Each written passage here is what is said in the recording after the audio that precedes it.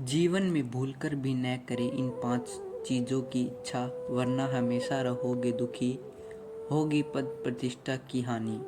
श्री कृष्ण ने गीता के एक श्लोक में बताया है कि अगर व्यक्ति को खुशहाल जीवन जीना है तो किन्हीं चीज़ों की इच्छा का मोह त्याग देना चाहिए। श्री कृष्ण के अनुसार अगर कोई व्यक्ति इन चीज़ों को पाने की इच्छा रखता है तो वह जीवन में कभी भी मान सम्मान, सुख समृद्धि नहीं पा सकता।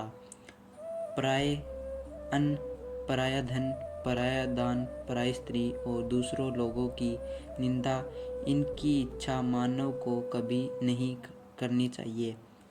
पराया अन्न, श्री कृष्ण कहते हैं कि गीता को अगर अपनाया या फिर घर के सदस्यों को पेट भरना है तो खुद मेहनत कर कर कमाए गए पैसे से खरीद कर भरें। किसी दूसरे के अन्न में दुख का हक ना समझें, क्योंकि वह अन्न भी किसी के द्वारा की गई मेहनत के बाद ही मिलता है। ऐसे में अगर आप पराये अन्न की इच्छा रखते हैं तो स्वास्थ्य पर अच्छा असर नहीं पड़ता है।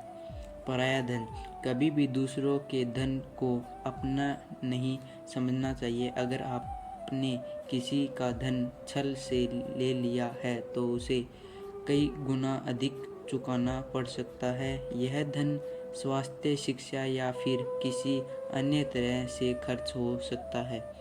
पराया दान, हिंदू धर्म में दान का विशेष महत्व है। दान करने से पुण्य की प्राप्ति होती है। श्री कृष्ण कहते हैं कि अगर आपके अंदर दान की इच्छा है तो खुद ही के द्वारा कमाए गए पैसे से ही दें। अगर आपका किसी दूसरे व्यक्ति से द्वारा लिए गई चीज़ से दान करते हो तो उसका 1% भी फल आपको नहीं मिलेगा।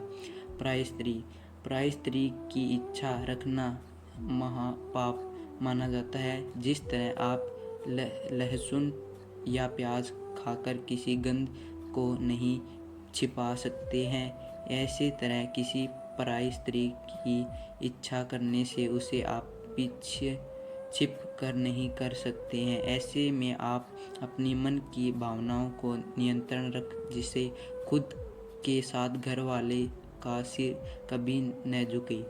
दूसरा की निंदा करना, श्री कृष्ण कहते हैं कि व्यक्ति को कभी भी दूसरों की निंदा नहीं करनी चाहिए। ऐसे वह दूसरे की ही नहीं बल्कि खुद की नुकसान करता है। निंदा से किसी भी मनुष्य की बर्बादी शुरू हो जाती है। वह दूसरों के सामने बुरा साबित हो जाता है। इसके साथ ही लोग उसे ऊपर किसी भी तरह का विश्वास, प्रेम नहीं रखते हैं।